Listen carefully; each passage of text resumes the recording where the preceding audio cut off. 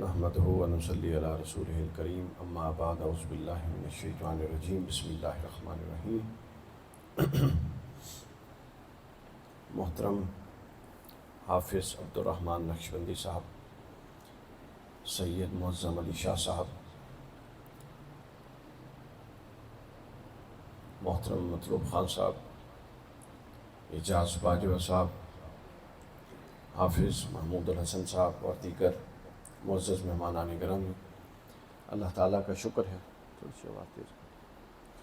اللہ تعالیٰ کا شکر ہے کہ جس کی توفیق سے ہم آج کی نہایت بابرکت اور نہایت مقدس اور نہایت اہم رات شب عاشور حاضر ہیں اور ذکر اہل بیت کے لیے حاضر ہیں۔ اللہ تعالیٰ سے دعا ہے کہ ہماری اس مجلس کو اپنی بارگاہ میں قبول فرمائے اور ہمیں اہل بیت اطہار کی محبت عطا فرمائے اور اہل بیت اطہار کی سیرت پر ہمیں عمل کرنے والا بنائے۔ ایک بات گفتگو کے شروع کرنے سے پہلے میں ضروری کر دوں، یہ بڑی اہم رات ہے اور ہم پروگرام بھی کر رہے ہیں اور یہاں سے آپ عشاء کی نماز پڑھ کے چلے جائیں گے، لیکن یہ رات بڑی خاص دعاؤں کی رات ہے، چونکہ اس رات میں جاگ کر اللہ کے حضور دعائیں کرنا اور اللہ کی بارگاہ میں گڑ گڑانا یہ خود حضرت امام حسین کی سنت ہے۔ چونکہ مغرب کے وقت یہی وقت تھا، مغرب کے بعد عشاء سے پہلے 9 محرم کو عمرو بن سعد اور شمر ان کا لشکر خیموں کے باہر پہنچ گیا تھا۔ تو حضرت امام حسین نے حضرت عباس، ان کے چونکہ اسپوکس مین تھے، علمدار تھے، تو حضرت عباس کو بھیجا کہ عباس ان سے پوچھو یہ کیا کہتے ہیں۔ تو حضرت عباس نے جا کے جب بات کی تو انہوں نے بتایا کہ ہم تو جنگ کرنے آئے۔ تو امام حسین نے فرمایا کہ پھر ان سے کہو کہ ہمیں آج کی رات کی مہلت دیں تاکہ ہم اللہ کے حضور گڑ گڑا دیں، اللہ کے حضور نماز پڑھ لیں اور اللہ تعالیٰ کے حضور ہم مناجات کر لیں۔ تو وہ چلے گئے اور انہوں نے کہا چلیں پھر صبح جنگ کریں گے۔ تو آج کی رات میں اللہ کے حضور گڑ گڑانا اور مانگنا یہ اہل بیت اطہار کی سنت ہے۔ اور اس کے ساتھ یہ بھی بتا دوں، امام زین العابدین علیہ السلام، آپ کا ایک بڑا معروف قول ہے، آپ فرماتے ہیں کہ ہم اہل بیت اطہار کی جو محبت ہے وہ اتنی اہم ہے کہ اس کے صدقے سے جو کچھ مانگتا ہے اللہ اس کو دیتا ہے۔ آپ صاحب اس حدیث پر آپ کی توجہ چاہیے، اس قول پر امام زین العابدین فرماتے ہیں کہ اگر کوئی اللہ کے حضور ہم اہل بیت کا وسیلہ دے کر حسن خاتمہ مانگے گا تو اللہ اس کو وہ عطا کرے گا۔ پھر فرماتے ہیں اگر کوئی اللہ کے حضور ہم اہل بیت کا واسطہ دے کر جنت مانگے گا تو اللہ جنت دے گا۔ اور پھر فرماتے ہیں کہ اگر کوئی ہم اہل بیت کے واسطے سے اللہ سے دنیا کی فراغی مانگے گا تو اللہ دنیا دے دے گا، اور اگر کوئی تینوں مانگے گا تو اللہ کے ہاں کوئی کمی تھوڑی ہے، تو اللہ تینوں دے دے گا۔ تو لہٰذا یہ مانگنے کی رات ہے۔ اب آتے ہیں آج کی گفتگو پر۔ آج کی گفتگو میں ہم نے ایک سوال کا جواب سمجھنے کی کوشش کرنی ہے، بڑی غور طلب بات۔ ایک سوال کا جواب سمجھنا ہے اور وہ سوال یہ ہے کہ امام حسین علیہ السلام کا یزید سے اختلاف کیا تھا؟ ہم کیا سمجھتے ہیں، آپ اور ہمارا یزید سے کیا اختلاف ہے؟ وہ قاتل حسین تھا، یہ اختلاف ہے۔ شہادت حسین تو ابھی ہوئی نہیں تھی اور حسین یزید کو نہیں مان رہے تھے، تو اس کا مطلب ہے حسین علیہ السلام کا اختلاف یزید سے کوئی اور تھا، شہادت تو بعد میں ہوئی، تو حسین تو اس سے پہلے اس کو تسلیم نہیں کر رہے تھے، تو اس کا مطلب یہ ہے کہ امام حسین کا کوئی اور اختلاف تھا۔ اس نے جو بدبختی کی اہل بیت پر ظلم اور شہادت والی، یہ ان بدبختیوں میں اضافہ تھا، مگر امام حسین کا اصولی طور پہ یہ اختلاف نہیں تھا کہ وہ قاتل حسین ہے، یہ تو بعد میں بنا۔ تو یہ سوچنے کی ضرورت ہے کہ امام حسین کا یزید سے اصولاً کیا اختلاف تھا۔ تو کیا ہم اس اختلاف کو بھی سمجھتے ہیں چونکہ صحیح حسینی وہی ہوتا ہے یا ہو سکتا ہے جو سمجھتا ہو کہ حسین علیہ السلام نے کس بنیاد پر یزید کے ساتھ مفاہمت نہیں کی۔ یہ بڑا اہم سوال ہے، یہ بڑے عقدے کھولتا ہے، یہ آپ کو پیغام کربلا بھی بتاتا ہے اور یہ آپ کو فکر یزیدی بھی بتاتا ہے۔ اس کو سوچنے سمجھنے کی ضرورت ہے۔ اس حوالے سے ہم بہت ساری احادیث ہیں، لیکن ان میں سے ہم چند کا انتخاب کریں گے۔ کچھ احادیث جب ہم پڑھیں گے تو ہمارے سامنے وہ ماحول آئے گا نظر، جس ماحول نے امام حسین کو کھڑا کیا، قیام کرنے پر مجبور کیا، اور جس ماحول کی بنیاد پر امام حسین نے کہا کہ یزید جیسے کہ نہ بیعت ہو سکتی ہے نہ اس کے ساتھ کوئی مفاہمت ہو سکتی ہے۔ وہ اصل مسئلہ کیا تھا؟ صحیح بخاری سے ہم شروع کرتے ہیں۔ صحیح بخاری میں ایک حدیث پاک ہے 7058، حضرت ابو ہریرہ رضی اللہ تعالیٰ عنہ اس حدیث کے راوی فرماتے ہیں کہ حضور نے فرمایا کہ سمعت الصادق المصدوق یقول، کہتے ہیں میں نے حضور سے سنا کہ حضور علیہ السلام نے فرمایا کہ میری امت کی جو ہلاکت ہے، ہلاکت امتی علی ید خلمت من قریش، میری امت کی جو ہلاکت ہے وہ قریش کے کچھ ناپختہ اور کم عمر لونڈوں کے ہاتھوں میں ہوگی۔ یہ کون بتا رہا ہے؟ حضرت ابو ہریرہ۔ اور کس کا قول ہے؟ رسول اللہ کا۔ اور کس نے نقل کیا؟ امام بخاری نے۔ اب آپ دیکھتے جائیے، یہ وہ ماحول تھا، یہ وہ قدریں تھیں جس کی بنیاد پہ امام حسین نے یزید کے ساتھ مفاہمت نہیں کی۔ یعنی رسول اللہ نے ایک یہ اصولی اشارہ ہے، ابھی آگے یہ کھلے گا اشارہ۔ حضور نے فرمایا کہ میری امت کی جو تباہی ہے وہ قریش کے ناپختہ لونڈوں کے ہاتھوں میں ہوگی۔ علامہ بدر الدین عینی اس حدیث کا شرح بخاری میں اس حدیث کے تحت کہتے ہیں کہ یہ جن کے بارے میں حضور نے کہا تھا کہ وہ امت کی تباہی کا باعث بنیں گے، ان میں اہم ترین جو دور تھا وہ یزید بن معاویہ کا دور تھا، جس نے، اب آگے میں آپ کو اہل سنت کے بڑے 5-6 شارحین جو ہم حدیث بتائیں گے اس پر بڑے 5-6 اہل سنت کے شارحین کے اقوال بھی میں بتاؤں گا کہ ان کی انڈرسٹینڈنگ کیا تھی، تاکہ یہ کوئی نہ سمجھے کہ میں کوئی اپنی بات کر رہا ہوں، آپ کو انڈرسٹینڈنگ ہو۔ اور اس انڈرسٹینڈنگ سے وہ سوال جڑا ہوا ہے کہ سوال کیا ہے کہ امام حسین کا یزید سے کیا اختلاف تھا۔ ان احادیث کی شرح میں جتنے اقوال آئے ہیں سارے قول آپ کو بتاتے جائیں گے کہ یہ اختلاف تھا۔ علامہ عینی کہتے ہیں کہ یہ اختلاف یہ تھا، یزید وہ خرابی کرنے والا تھا اور ایک ایک خرابی کی طرف سب نے اشارہ کیا۔ کہتے ہیں اس کی خرابی یہ تھی کہ یہ سینئر صحابہ کرام جو اہل تھے ان کو مناصب سے اتارتا تھا اور اپنے دوست اور لونڈے بنو امیہ کے جو نااہل تھے ان کو بھرتی کرتا تھا۔ یعنی حسین علیہ السلام کو نہ یزید نے نماز پڑھنے سے روکا، نہ نماز پڑھنے کا یزید خود منکر تھا، نہ کسی مسجد کو تالا لگوایا، نہ کوئی اذان اور روزے اور حج پر پابندی ہوئی، بند ہوا، یہ سب چل رہا تھا۔ یہ جو ابھی حافظ صاحب نے علامہ کے ایک شعر پڑھا تھا نا، کیا ہے یہ شعر؟ ہے طواف و حج کا ہنگامہ اگر باقی تو کیا۔ جب کسی شے کے اندر سے روح نکل جاتی ہے تو وہ میت بن جاتا ہے۔ پورا انسان سر کے بال سے پیر کے ناخن تک مکمل ہوتا ہے کہ نہیں ہوتا چارپائی پہ، لیکن ہم کیا کہتے ہیں کہ وہ نہیں ہے۔ وہ کیا تھا کہ وہ تھا، اور اب کیا ایسا ہوا ہے کہ وہ ہے بھی صحیح اور ہم کہہ رہے ہیں وہ نہیں ہے۔ وہ اس کی روح تھی، چونکہ روح اس کی اصل جوہر تھا، وہ جوہر نکل گیا تو ہر شے ختم ہو گئی۔ اسی طرح عمل کا بھی ایک جوہر ہوتا ہے، جب وہ جوہر نکل جاتا ہے تو عمل صفر ہو جاتا ہے۔ اگر کوئی دکھاوے کے لیے نماز پڑھے تو کیا نماز قبول ہوگی؟ دکھاوے کے لیے مال، ظاہراً تو عمل ہو رہا ہے مگر روح نکال کر عمل ہو رہا ہے۔ اسی طرح ہر معاشرے کی بھی ایک روح ہوتی ہے، جب اس کے اندر سے وہ روح نکل جائے گی تو وہ معاشرہ زندہ ہوتے ہوئے بھی مردہ ہو جاتا ہے۔ ہر قدر کی بھی ایک روح ہوتی ہے، والدین کی قدر، اخلاقیات ہے، ہر قدر کے اندر اس کی ایک تقدس اور روح چھپی ہوئی ہے۔ آپ وہ روح اس سے نکال لیں تو وہ وہ تعلق بھی بے بنیاد اور مردہ ہو جائے گا۔ مثلا ماں کے ساتھ، باپ کے ساتھ تعلق ہے، آپ باپ کے ساتھ بدتمیزی کریں، گالیاں دیں، اور جب کوئی دو بندوں کو دیکھیں تو ادب کا مظاہرہ کریں اور حقیقت کا تعلق یہ ہو تو وہ تعلق مردہ ہو گیا، ختم ہو گیا۔ چونکہ اس کا ظاہر آپ نے قائم رکھا مگر اس کی حقیقت آپ نے بھلا دی۔ یہی کچھ یزید نے کیا تھا کہ ہر وہ قدر جو رسول اللہ نے جاری کی تھی اور خلفائے راشدین نے اس کو پروان چڑھایا تھا، اس کے اندر سے روح نکال دی۔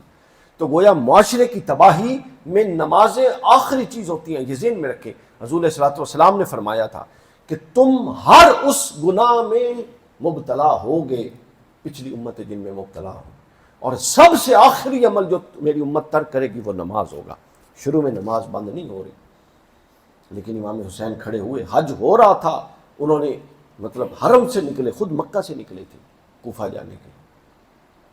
تو لہٰذا معاشروں کی کچھ قدریں ہوتی ہیں جس پر معاشرے زندہ رہتے ہیں، ان میں سب سے بڑی قدر ہے میرٹ، سب سے بڑی قدر ہے اہلیت، سب سے بڑی قدر ہے امانت دار کے ہاتھ میں امانت کو پہنچانا، حقدار کے ہاتھ میں حق کو پہنچانا۔ اور یزید اسی قدر کو گرا چکا تھا کہ حقداروں سے حق لے کر اپنے تعلقات کی بنیاد پہ جو حقدار اور اہل نہیں تھے ان کو دے رہا تھا۔ یہ بنیادیں ہیں واقعہ کربلا کی، آپ اندازہ کریں۔ تو علامہ عینی نے عمدۃ القاری کی کہ 25ویں جز میں لکھا کہ وہ تجربہ کار اور اہل صحابہ سے، اچھا اب ان کا مقام صحابہ تھا، ان کو وہ معزول کر رہا تھا، یہ ایک مذہبی پہلو، اور یہ بھی درست ہے کہ جب آپ کے پاس ایک اولا اور بہتر آپشن موجود ہو آپ اس کو نظر انداز کر کے نیچے جائیں تو یہ ظاہری بات ہے، میرٹ کو قربان کرنے والی چیز ہے۔ تو یہ سینئر صحابہ کرام جو تقویٰ میں بھی زیادہ تھے، تجربے میں بھی زیادہ تھے، اور رسول اللہ کے دور کے تجربہ کار، پھر خلفائے راشدین نے مختلف انتظامی عہدوں پر اس کو رکھ کے ان کو تجربہ دیا ہوا، اس نے ان کو معزول کیا اور اس کی جگہ اپنے بندے پرتی کیے۔ پتہ کیوں کیے؟ چونکہ جس نظام کی وہ بنیاد رکھ رہا تھا وہ باطل نظام سالے لوگوں کے ساتھ چل نہیں سکتا تھا۔ یہ بڑی غور طلب بات، اس لیے اس نے وہ لوگوں کو بھی ریپلیس کرنا شروع کیا۔ امام ابن حجر اسقلانی فرماتے ہیں فتح الباری میں اسی حدیث میں کہ یہ حدیث جو حضور نے فرمائی میری امت میں تباہی ہوگی، اس کا پہلا شخص یزید بن معاویہ ہے۔ اور آگے فرماتے ہیں کیونکہ یزید بڑے بڑے اہم شہروں کی امارت سے تجربہ کار افرادوں کو معزول کرتا تھا اور اپنے خاندان کے کم عمر لونڈے مقرر کر۔ ابن حجر نے بھی یہی بات کی۔ علامہ عبدالرؤف مناوی رحمۃ اللہ علیہ بیان کرتے ہیں الجامع الصغیر میں، کہتے ہیں کہ یزید بن معاویہ اور اس جیسے بنو امیہ کے دیگر بادشاہوں کے بارے میں حضور نے یہ فرمایا کہ یہ وہ ہیں جن کے ہاتھوں اولاً امت کا وقار مجروح ہوگا اور ثانیاً میرے اہل بیت پر ظلم و ستم ہوگا۔ تو یہ آپ نے ایک حدیث ذرا سنی۔ اب ہم اس موضوع کو تھوڑا اور کھولتے ہیں اور دوسری حدیث سنیے۔ دوسری حدیث، اب یہ ہونے والا کب تھا سارا کچھ؟ حضرت ابو ہریرہ فرماتے ہیں وہ جناب دعائیں کرتے تھے بازاروں میں کہ باری تعالیٰ میں 60 ہجری کے آغاز سے پناہ مانگتا ہوں، اعوذ باللہ من رأس 60 و امارت الصبیان، باری تعالیٰ میں 60 ہجری کے شروع ہونے سے اور 9 عمر لڑکوں کی بادشاہی سے پناہ چاہتا ہوں۔ بازاروں میں مانگتے، اس کا مطلب یہ کوئی ڈھکی چکی بات نہیں تھی، اور دوسرا مطلب یہ اچانک ونس فار آل نہیں ہوا، اس کی بنیادیں ڈل چکی تھیں اور اب حالات اس طرف جا رہے تھے کہ وہ دیکھ رہے تھے کہ جو رسول اللہ نے بشارتیں دی ہیں سب کچھ ویسا ماحول بن رہا۔ ابن حجر فرماتے ہیں حضرت ابو ہریرہ راس 60 کے الفاظ سے جو پناہ مانگتے تھے یہ یزید بن معاویہ کی خلافت اور حکومت تھی، وہ 60 ہجری میں واقع ہوئی اور اللہ نے ابو ہریرہ کی یہ دعا سن لی، 59 ہجری میں وہ فوت ہو گئے، ان کی وفات ہو گئی۔ پھر آگے سنیے، حمزہ بن قاسم بیان کرتے ہیں کہ حضرت ابو ہریرہ کا جو یہ کہنا تھا کہ اللہ مجھے اٹھا لے، یہ اس بارے میں تھا۔ اور کئی مفسرین نے، امام سمودی نے، عبید اللہ بن محمد الرحمانی نے اور بہت ساروں نے، امام القطانی نے، قاضی ثناء اللہ پانی پتی نے یہی ساری بات کی، یہی ساری بات کی۔ یہ بات آپ اب سمجھ کے اب دوسری بات پہ آئیں۔ دوسری بات جو میں نے بتانی ہے، دوسری حدیث پاک، وہ اس سے اہم ہے، ہمارے موضوع کے قریب تر ہے، اور وہ حضرت ابو ہریرہ سے مروی ہے۔ اور ہم یہ ذہن میں رکھیں، ہم اس سوال کا جواب تلاش کر رہے ہیں کہ امام حسین کا یزید سے کیا اختلاف تھا۔ ہمارا تو یہ ہے کہ وہ قاتل حسین ہے، لیکن حسین علیہ السلام کا کیا اختلاف تھا۔ حضرت ابو ہریرہ بیان کرتے ہیں، جس کو مستدرک للحاکم میں امام حاکم نے بیان کیا، حدیث نمبر 84-99 امام حضرت ابو ہریرہ فرماتے ہیں کہ حضور نے فرمایا ہلاکت ہے اس کہ عرب کے لیے ہلاکت ہے، ایسے شر سے ہلاکت ہے جو بڑا قریب آ چکا ہے، اور وہ شر 60 ہجری کے آغاز میں رونما ہوگا۔ اور اس شر میں کیا ہوگا؟ یہ جو اگلی میں جملے بتا رہا ہوں یہ پورا کربلا کے فلسفے کی بنیاد ہے۔ ہر جگہ پہ جہاں پہ کربلا کا ذکر ہو یہ حدیث بیان ہونی چاہیے مستدرک للحاکم کی۔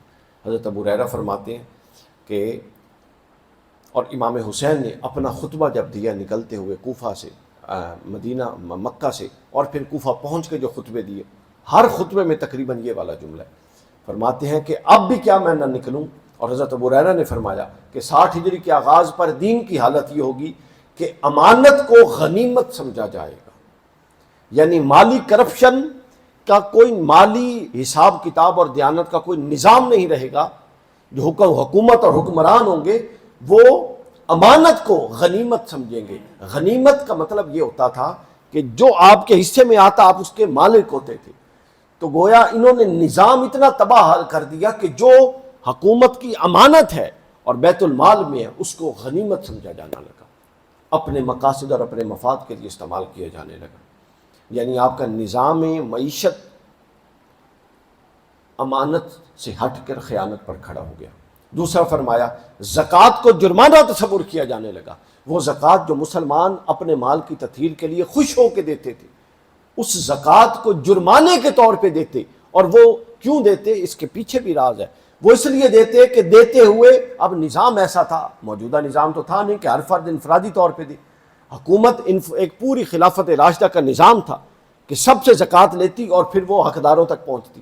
لیکن چلتے چلتے خلافت راشدہ، پھر بنو امیہ کی ملوکیت اور پھر یزید کی کاٹ کھانے والی ملوکیت میں معاملات اتنے خراب ہو گئے کہ وہ دیکھتے تھے کہ زکوٰۃ ہم سے لیتے ہیں لیکن حقداروں تک نہیں پہنچتی۔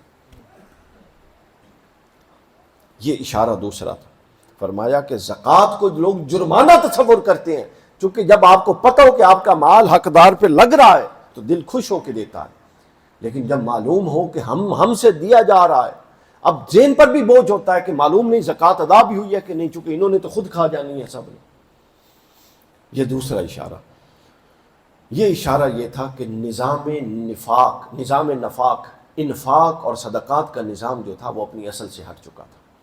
تیسرا یہ تھا، فرمایا کہ گواہی اور معرفت، جو گواہی ہے نظام شہادت ہے، حضور نے فرمایا وہ فرد کو دیکھ کر، اس کی حیثیت کو دیکھ کر دی جائے گی، حقیقت واقعہ کے مطابق نہیں دی جائے گی۔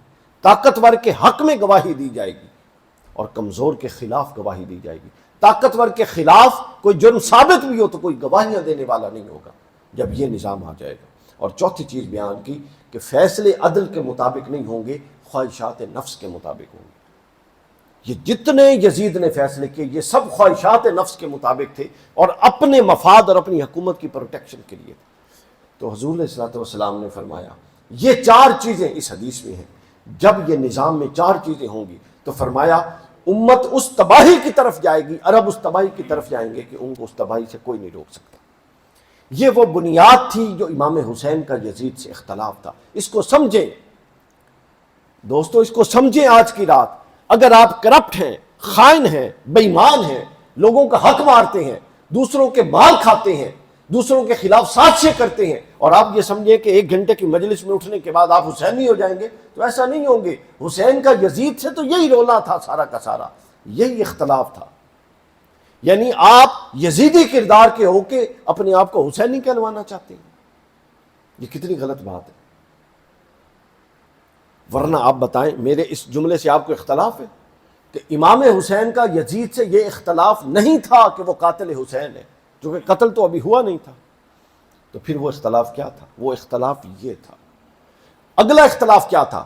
حضرت غسیل الملائکہ، حضرت حنظلہ کا بیٹے عبداللہ بن حنظلہ بیان کرتے ہیں، غسیل الملائکہ عبداللہ بن حنظلہ بیان کرتے ہیں کہ انہوں نے فرمایا، کہتے ہیں کہ ہم صحابہ کی جماعت نے، ہم جماعت صحابہ نے یزید کی بیعت کو اس وقت توڑا جب ہمیں یہ گمان ہونے لگ گیا کہ یزید کی بدعملیاں اس حد تک بڑھ چکی ہیں کہ اگر ہم نے یزید کی بیعت کو نہ توڑا تو ہم پر آسمان سے پتھروں کی بارش ہو جائے گی۔ حسین علیہ السلام کو یہ اختلاف تھا کہ وہ ایسے عمل کرتا تھا کہ صحابہ یہ کہتے تھے کہ پتھروں کی بارش ہو جائے گی۔ حسین علیہ السلام کو یہ اختلاف تھا کہ اہل کوفہ اور کوفہ کے صحابہ اور متفقہ طور پہ مدینہ سے جو لوگ وفود کے طور پہ گئے انہوں نے شہادت دی تھی کہ ہماری یزید سے جتنی ملاقاتیں ہوئی ہیں وہ شراب میں دھت تھا۔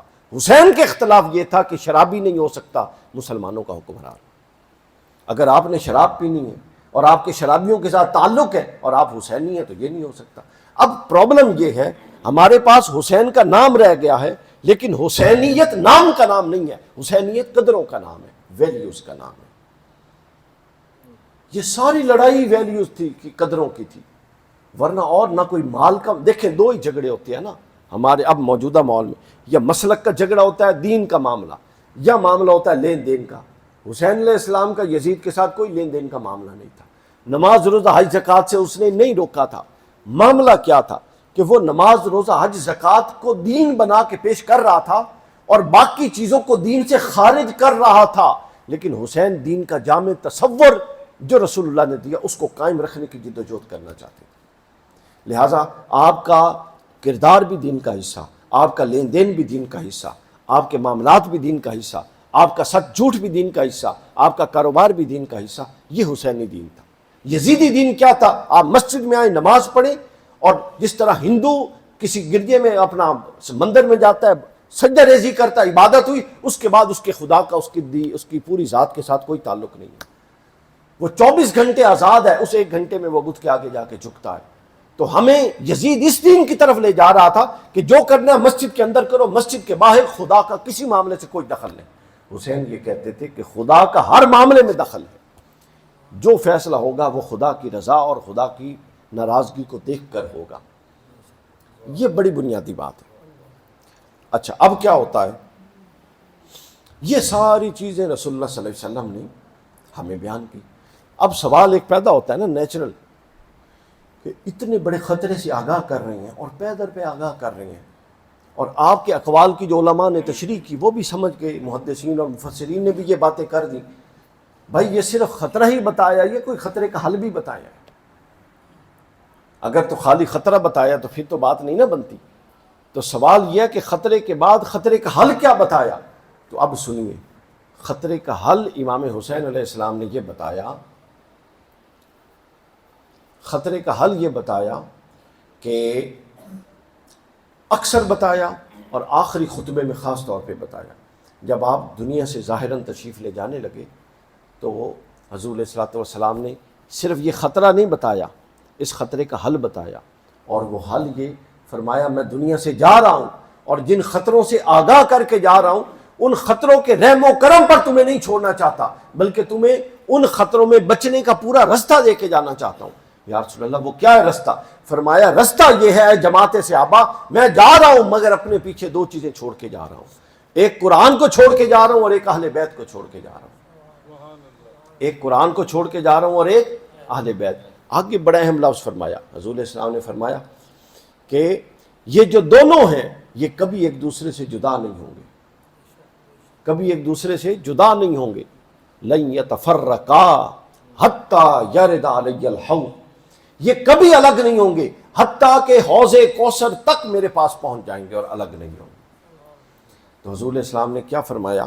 صرف خطرہ نہیں بتایا، خطرے سے بچنے کا رستہ بھی بتایا، اور رستہ تھا قرآن اور دوسرا تھا اہل بیت۔ تو گویا اب یہ جتنے فتنے تھے، اب حسین کیوں کھڑا ہوا؟ اور بھی تو لوگ تھے نا۔ سوال پیدا ہوتا ہے بھائی رسول اللہ ذمہ داری ہی ثقلین کی اور اہل بیت کی لگا کر گئے تھے، تو جن کی ذمہ داری تھی انہوں نے ہی پورے کرنے کے لیے کھڑے ہونا تھا نا۔ تو جب خطرہ بیان کیا تو حل بیان کیا۔ اب قرآن تھا قرآن صامت اور اہل بیت تھے قرآن ناطق۔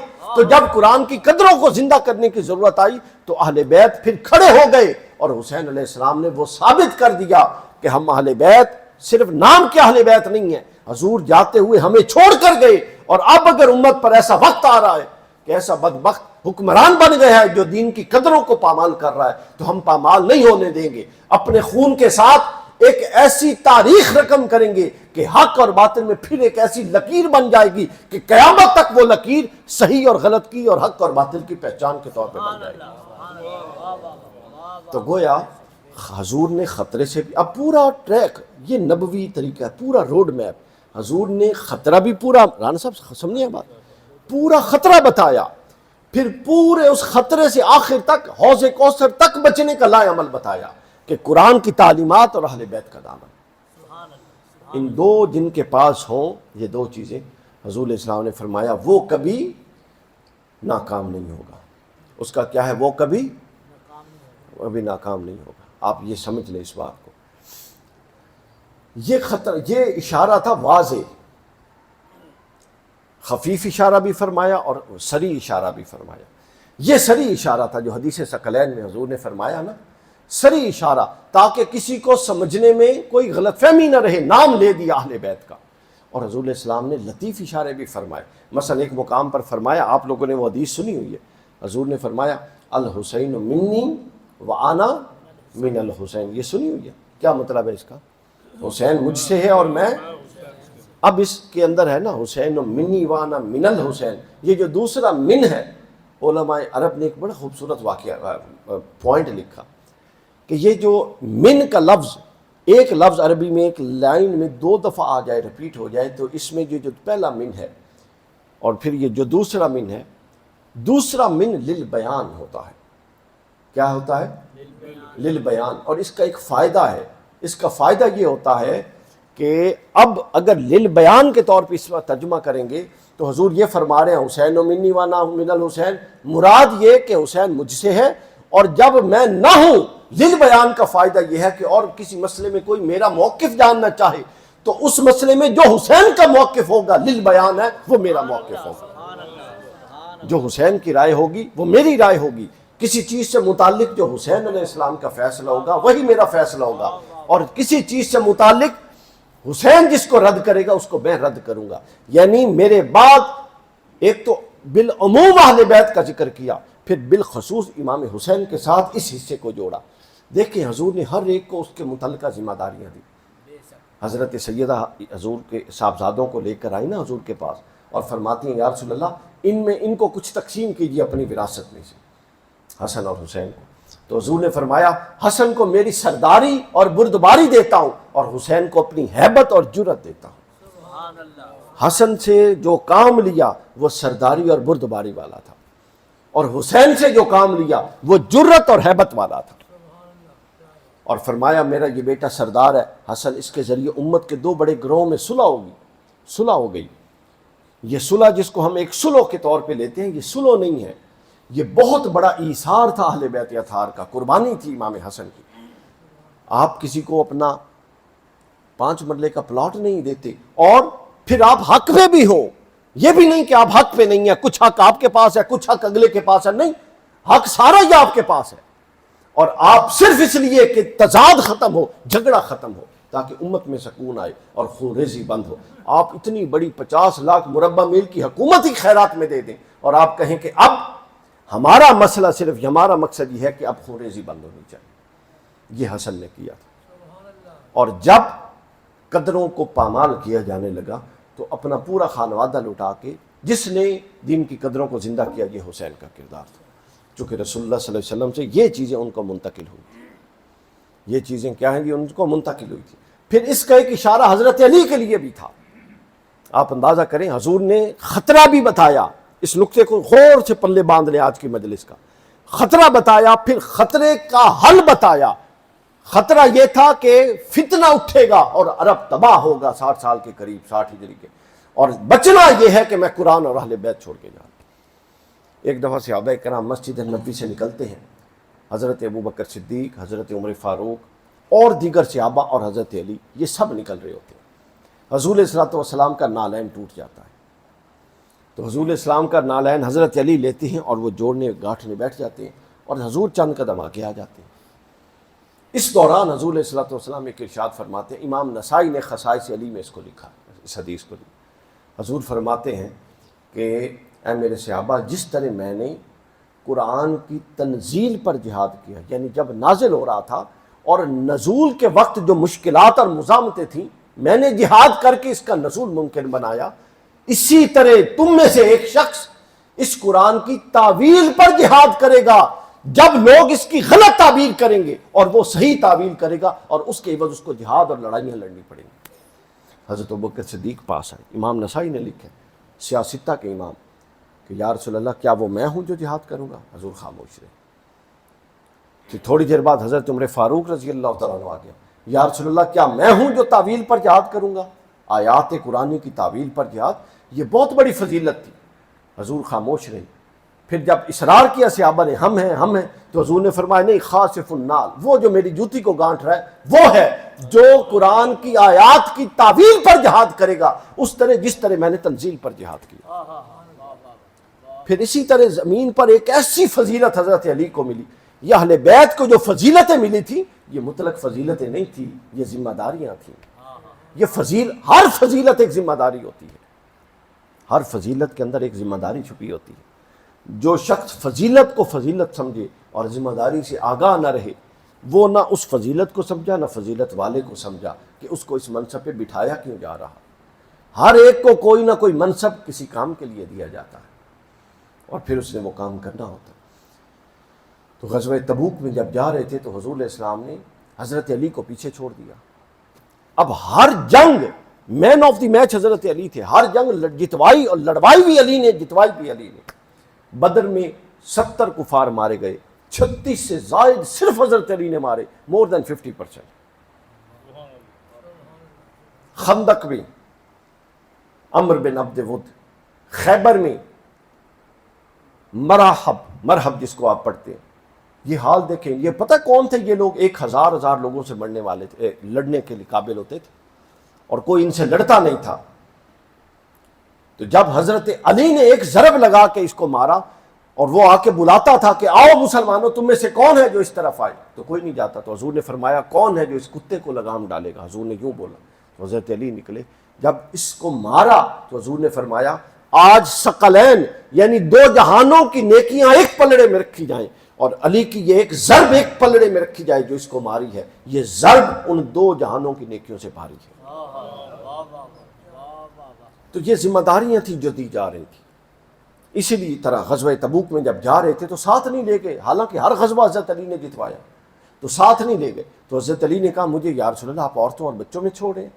تو حضور علیہ السلام نے کہا نہیں علی، تمہاری میرے ساتھ وہ نسبت ہے جو موسیٰ کی ہارون کے ساتھ۔ اور موسیٰ کی ہارون سے کیا نسبت تھی؟ جب موسیٰ علیہ السلام کوہ طور پہ جاتے تھے تو بنی اسرائیل ہارون کے ہینڈ اوور کر کے جاتے تھے۔ ولایت تھی، حق کے ولایت تھا، ولی تھے۔ یہ اس زمین پر سب سے بڑی کسی کی فضیلت ہو سکتی ہے کہ حضور اس سے کہیں کہ تیری میرے ساتھ وہ نسبت ہے جو موسیٰ کی ہارون کے ساتھ۔ اور آپ کو معلوم ہے حضرت علی کے جب بیٹی حسن اور حسین پیدا ہوئے تو ان کا نام کیا رکھا؟ شبر اور شبیر۔ یہ کیوں رکھا؟ یہ ہارون علیہ السلام کے بیٹوں کے نام پہ تھا۔ حضرت علی کو یہ نسبت اتنی عزیز تھی کہ اس کو ذہن میں رکھا۔ خود حضرت علی نے حسن اور حسین کا جو نام رکھا وہ ہارون کے بیٹوں کے نام پہ رکھا۔ حضور نے جو کہا ہے میری تجھ سے وہ نسبت ہے جو ہارون کی موسیٰ سے تھی، تو موسیٰ والے بیٹوں کے نام میں نہیں رکھوں گا، ہارون والے نام رکھوں گا تاکہ وہ نسبت ثابت ہو جائے۔ شبر اور شبیر حضرت ہارون کے بیٹوں کا نام۔ تو گویا میں یہ پوائنٹ، ایک فوکس جو پوائنٹ تھا وہ یہ تھا کہ ایک خلافت راشدہ اسلام کے عروج کے بعد اسلام کے جو زوال کی ایک داستان آنی تھی وہ رسول اللہ نے خود اشارہ کیا۔ کتاب الفتن ہر حدیث کی کتاب میں اس کو حضور علیہ السلام نے بیان کیا، اور یہ فتنے بالآخر جا کے قیامت، وہ جو علامات قیامت میں بدلنے تھے اور بالآخر قیامت برپا ہونے کی طرف جانے والے تھے۔ تو اس کی طرف اشارہ کیا، اور صرف اشارہ نہیں کیا، ان فتنوں میں محفوظ پناہ گاہ کے طور پہ اور بچنے کے لیے ایک لائے عمل دیا، اور وہ لائے عمل کیا ہے؟ قرآن پر عمل اور اہل بیت کا دامن۔ اس کے علاوہ کوئی دوسری چیز حضور علیہ الصلوۃ والسلام نے ہمیں عطا نہیں کی۔ تو اب دیکھنے کی یہ ضرورت ہے، یہ چیز دیکھنے کی ہے کہ کیا ہم اس چیز پر پہلے اس بات کو سمجھ گئے ہیں کہ یہ فتنوں کا دور ہے اور ہم اتنے محتاط ہو جائیں کہ کسی فتنے کا شکار نہ ہو۔ پھر دوسرا ہم سمجھ گئے ہیں کہ ہم نے اہل بیت کا دامن کیسے تھامنا ہے۔ قرآن نے کہا نا لا اسألکم علیہ اجرا الا المودۃ فی القربی، کہا کہ نہیں کہا؟ کہا آج یہ 1400 سال پہلے آیت نازل ہوئی، 1450 سال، آج 2026 میں اجر رسالت کیسے دینا ہے ہم نے، بتائیں؟ کبھی سوچا ہے آپ نے؟ آیت تو معاذ اللہ منسوخ نہیں ہے، آیت تو موجود ہے، اجر تو طلب کیا جا رہا ہے، اب وہ اجر ہم نے دینا کیسے ہے؟ وہ ایسے دینا ہے کہ اہل بیت کا ذکر کریں، اہل بیت کے دشمنوں سے بیزاری کا اعلان کریں، اور اہل بیت کے پیغام کو سمجھیں، اور اس پیغام کو اپنی ذات سے لے کر، اپنے گھر سے لے کر، اپنی گلی سے لے کر، اپنے دفتر سے لے کر، جہاں تک ہمارا اثر ہے وہاں تک اس کو پہنیں۔ یہ حسینیت ہے کل کی کل۔ ہر شے تباہی بربادی اور یزیدیت رہے اور ہم ایک مجلس حسینیت کی کر کے نکل جائیں تو یہ حسینیت نہیں ہے، یہ ہے سستی حسینیت جو ہمارے ہاں گلیوں محلوں میں اور سڑکوں میں اور مجلسوں میں بکتی ہے۔ یہ حسینیت اتنی سستا سودا نہیں ہے۔ امام حسین کہا کرتے تھے میدان کربلا میں کہ حق کے لیے جتنی دیر سے اٹھو گے اتنی بڑی قربانی دینی پڑے گی۔ اس کے اندر بڑے راز ہیں، وہ اپنی طرف ہی اشارہ کرتے تھے، تو فرماتے تھے حق کے لیے جتنی دیر سے اٹھو گے اتنی بڑی قربانی دینی پڑے گی۔ سامعین، ہم میں سے ہر بندہ رسول اللہ کا امتی ہے، اور حضور نے فرمایا مجھ سے جو سنو وہ آگے پہنچاؤ۔ اب ہم پر یہ ہمارے ذمہ لازم ہے کہ ہم نے رسول اللہ کا پیغام سنا، اللہ کا پیغام سنا، قرآن ہم تک پہنچا، امام حسین کا پیغام پہنچا۔ اب کیا ہم سب سے پہلے اپنے آپ کو حسینی بنا چکے ہیں؟ جو ہمیں اپنی تطہیر کرنی ہے وہ کر چکے ہیں یا نہیں کر چکے؟ یہ سب سے اہم سوال ہے، اور میرا خیال ہے ہمیں ابھی خود پر بھی بہت کام کرنے کی ضرورت ہے، باقی چیزیں تو بات کی رہیں۔ یہ جتنا واقع کربلا تھا یہ سب ضمیر فروشوں کی داستان ہے۔ آپ مسلم بن نکیل سے شروع ہو جائیں اور امام حسین تک جائیں، ایک بھی ایسا نہیں تھا جو امام حسین اہل بیت کے مقام سے آگاہ نہ ہو، ایک بھی ایسا نہیں تھا جو اہل بیت کو جان بوجھ کے مارنا چاہتا ہو، وہ سب مجبور تھے۔ عمر بن سعد نے، آپ کو پتہ ہے جب امام حسین کا لشکر سامنے تھا تو عمر بن سعد نے استعفیٰ دے دیا۔ اس نے پہلے بہت کوششیں کی، مصالحت کی، شمر آڑے آیا، ابن کثیر نے لکھا اس نے استعفیٰ دے دیا کہ میں اس جنگ میں نہیں آتا۔ تو شمر نے یہ کہا کہ اگر استعفیٰ دینا ہے تو اس جنگ سے صرف رہائی نہیں ملے گی، جتنے حکومتی منصب اور جن جن علاقوں کی تیرے پاس چارج ہے وہ سب سے معذور کیا جاتا ہے۔ کہتا ہے ایک رات کا وقت دو۔ کتنا؟ ایک رات کا وقت دو۔ اگلی صبح آیا تو کہتا ہے کہ نہیں، میری دل نہیں کرتا کہ میں ان حکومتوں سے دستبردار ہوں جن علاقوں کا میرے پاس ہو، میں راضی ہوں کہ میں حسین سے لڑوں گا۔ سمجھے؟ مسلم نکیل کیسے پکڑے گئے تھے آپ کو علم؟ ایک خاتون طوع نامی خاتون کے گھر میں تھی، وہ محب اہل بیت تھی۔ جب وہ سارا معاملہ ہو چکا، تفصیل میں جانے کا وقت نہیں ہے، 40,000 لوگوں نے بیعت کی، ام ہانی کے گھر میں یہ تھے، ام ہانی کے گھر میں مخبری ہو گئی، یہ وہاں سے پکڑ کے دربار میں پہنچ گئے، پھر یہ وہاں سے بھاگے اور بالآخر ایک جگہ پانی پی رہے تھے کہ خاتون نے پناہ دی اور اس کی طرف چلے گئے۔ اس کے گھر میں وہ محب اہل بیت بوڑھی عورت تھی، طوع نام تھا اس کا۔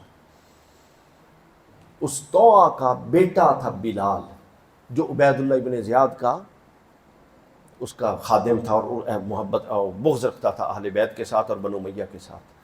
اس طوع کے بیٹے نے جب اس نے ہیڈ بنی، سر کی قیمت رکھی مسلم بن نکیل کی، تو طوع جو محبان اہل بیت میں بڑا مقام رکھتی تھی، اس کے بیٹے نے جا کے مخبری کر کے حضرت مسلم بن نکیل کو مروایا۔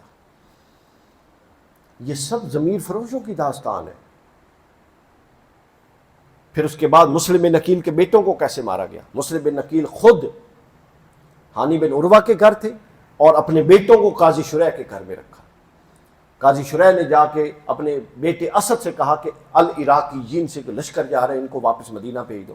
وہ نہ جا سکے، ادھر ادھر بھاگ بھوگ کے، وہ معصوم تھے، ان کو کیا پتا کہ کہاں پہ لشکر جاتے ہیں۔ چلتے چلتے چلتے بالآخر وہ ایک خاتون، ان کو لونڈی، وہ پانی پی رہے تھے تو لونڈی ان کو پکڑ کے لے گئی، وہ بڑی محب اہل بیت تھی۔ اس کا شوہر تھا حارث۔ مسلم بن نکیل کے بیٹوں کے بھی سر کی قیمت لگ گئی۔ اس کا شوہر حارث، وہ گھر میں پہنچا تو برا حال تھا۔ بیوی نے پوچھا کیا ہوا ہے تجھے؟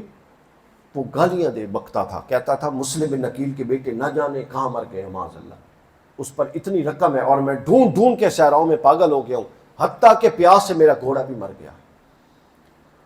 اب اس نے کہا خدا کا خوف کر، وہ رسول اللہ کے نواسے ہیں اور آل رسول میں سے ہیں، تو ان کو مارتا ہے؟ ان کو مارنے کے لیے اور ان کو پکڑ کے دینے کے پیچھے ہے، وہ مار دیں گے معصوموں کو۔ اس نے بیوی کو تھپڑ مارے اور کہا تو چھوڑ، تو جا کے روٹی لے کر آ۔ وہ روٹی لے کر آئی۔ اس نے جب پتہ لگا تو انہوں چھوٹے معصوموں کو ایک کمرے میں بند کر دیا۔ وہ سو گیا کھانا کھا کے۔ رات کو وہ ادھر سے ابراہیم اور محمد جو حضرت مسلم بن عقیل کے بیٹے، رات کو وہ رونے لگے۔ اور جب یہ اس کمرے میں پہنچا کہ رونے کی کہاں کی آواز ہے، پہنچا تو وہ کہتا ہے میں جس کو باہر ڈھونڈ رہا ہوں وہ تو میرا اندر پڑا ہوا ہے سارا کا سارا سامان۔ اس نے پکڑ لیا۔ تو اس خاتون نے پوچھا کہ تم کیوں روئے؟ بڑے ابراہیم نے کہا کہ ابھی ہم نے خواب میں دیکھا ہے، حضرت مسلم بن عقیل شہید ہو گئے تھے، خواب میں دیکھا ہے کہ ہمارے نانا جان رسول اللہ جنت میں چل رہے ہیں اور ہمارے بابا ابھی پہنچے ہیں، تو وہ ہمارے بابا سے کہہ رہے ہیں کہ اے مسلم خود آ گئے ہو اور ان معصوموں کو ان ظالموں کے ہاتھے چھوڑ کے آ گئے ہو۔ تو حضرت مسلم کہہ رہے ہیں یا رسول اللہ وہ بھی ہمارے پاس آنے والے ہیں۔ تو اس نے کہا کہ اے بھائی ہم بھی جلدی جانے والے ہیں۔ یہ خواب دیکھ کے وہ اٹھا اور رونے لگا، چھوٹے بھائی کے گلے لگ کے۔ اس رونے کی آواز نے وہ حارث کو جگا دی۔ اس نے اس کو پکڑا اور باہر لے گیا۔ صبح کی اذان ہو رہی تھی۔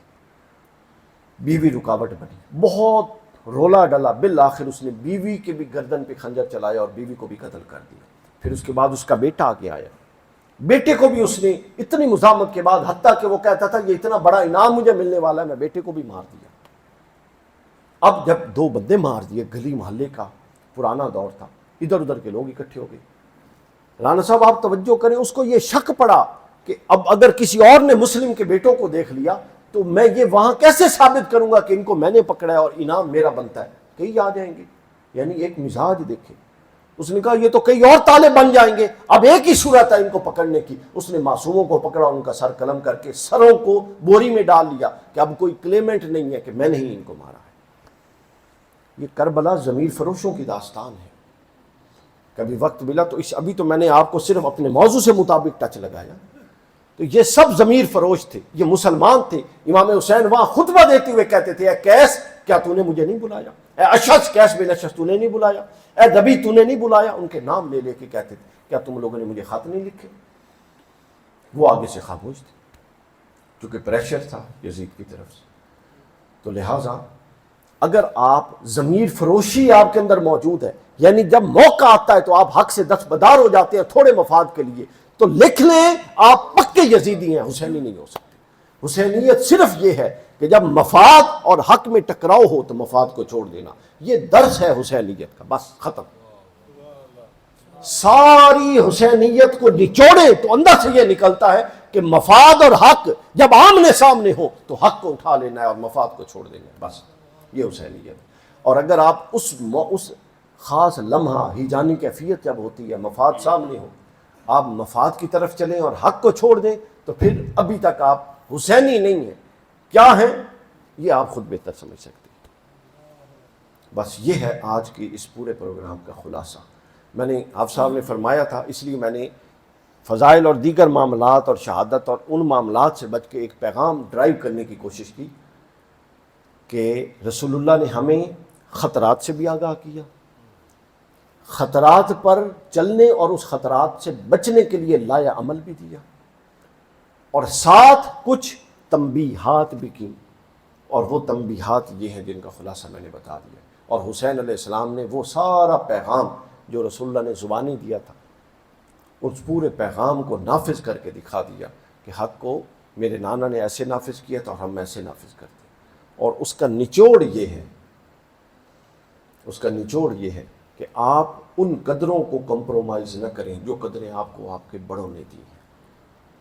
اس معاشرے زوال پذیر، کیوں ہم کہتے ہیں نا کہ 2 نسلیں پہلے اس گرو سر میں جو ماحول تھا اب وہ اتنا نہیں رہا جو ہمدردی کا تھا۔ ہر علاقے پہ ایسا ہی ہے جو ایک دوسرے کے ساتھ تعلق کا تھا۔ ہمارے تو والد یہ بتایا کرتے تھے کہ بیٹا تسی پہلی نسل ہو جڑے اسی گھر دے دروازے بند کرنے، ورنہ اس سے پہلے دروازے بند کرنے کا رواج نہیں تھا۔ کسی کا گمان نہیں تھا کوئی چوری کر سکتا ہے، کسی کا گمان نہیں تھا کوئی کسی کو نقصان پہنچا۔ آہستہ آہستہ قدریں زوال پذیر ہو رہی، وہ اس لیے ہو رہی ہیں کہ جب قدریں زوال پذیر ہوں تو ان کو دوبارہ زندہ کرنے کے لیے کوئی کھڑا نہیں ہوتا تو معاشرے بہت بڑی قیمت ادا کرتے ہیں۔ بس حسین ابن علی نے وہ قیمت ادا کی، اور اب حسین ابن علی کا پیروکار وہی ہوگا جو اپنی سطح پر وہ قیمت ادا کرنے کے لیے تیار ہوگا۔ اور اگر قیمت ادا کیے، نام کا حسینی بننا ہے تو یہ نام کا تو حسینی ہوگا، لیکن قبر میں کھڑا ہوگا تو قبر سے یزیدی کھڑا ہوگا۔ حضور نے خود فرمایا کہ جو شخص ہم اہل بیت سے بغض رکھے گا وہ بے شک مسلمان مرے، بے شک اس کی داڑھی چبا ہو، بے شک وہ نمازیں پڑھتا ہو، بے شک جو بھی ہو، بے شک وہ مسلمانوں کے قبرستان میں دفنایا گیا ہو، جب میدان محشر میں قبروں سے لوگ اٹھائے جائیں گے تو وہ بطور یہودی یہودیوں کے قبرستان سے اٹھے گا۔ تو لہٰذا اہل بیت کا ذکر بھی کرنا ہے، چونکہ یہ اجر رسالت ہے۔ آج اہل بیت سے جن لوگوں نے دشمنی رکھی، دیکھیں دلوں کے حال اللہ جانتا ہے، ہم حتمی طور پہ نہیں جانتے، لیکن ہم یہ کہہ سکتے ہیں کہ جو واقعی اہل بیت کا دشمن تھا وہ دنیا میں بھی ذلیل ہے اور آخرت میں بھی ذلیل ہے، اور لعنت ہے اس پر۔ اور جو اہل بیت کا کردار ہے وہ ہماری میراث ہے، ہم تک وہ پہنچا ہے، ہم نے ان کا ذکر کرنا ہے اور ان کے کردار کو اپنے عمل کے ذریعے زندہ کرنا ہے۔ یہی کل کربلا ہے۔ اللہ تعالی ہمیں اس پر عمل کرنے کی توفیق عطا فرمائے۔ وما علینا الا